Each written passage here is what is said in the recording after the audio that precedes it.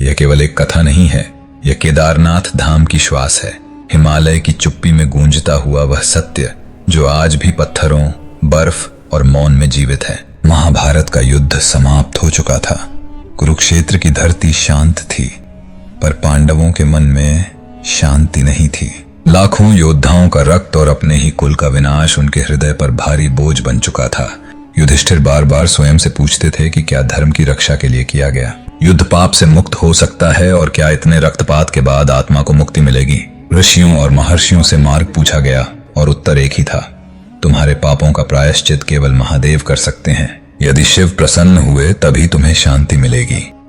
पांडव शिव की खोज में कैलाश, काशी और गंगा तक पहुंचे, पर महादेव उनसे रुष्ट थे। वे नहीं चाहते थे कि इतना बड़ा युद्ध इतनी सरलता से क्षमा हो जाए। तब महादेव ने स्वयं को गुप्त कर लिया और मानवों से दूर हिमालय की केदार घाटियों में एक साधारण बैल का रूप धारण किया। न कोई देवता, न कोई महिमा, केवल प्रकृति का एक प्राणी। पांडव केदार पहुंचे और वहां एक विचित्र बैल देखा, सामान्य होते हुए भी असामान्य। युधिष्ठिर के मन में संदेह जागा।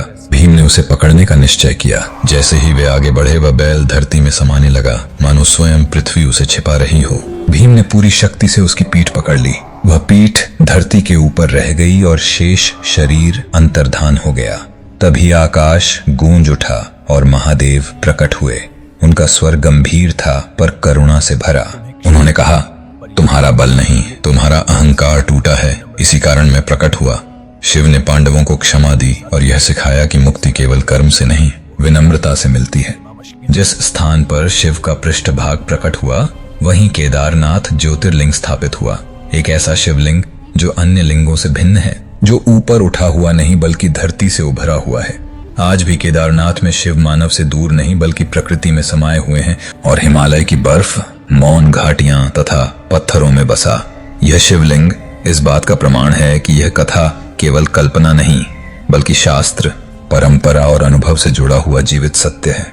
अगर आपको ये वीडियो पसंद आया हो तो लाइक जरूर करें, चैनल को सब्सक्राइब करें और ऐसी ही दमदार कहानियों के लिए बेल आइकन दबाना न भूलें।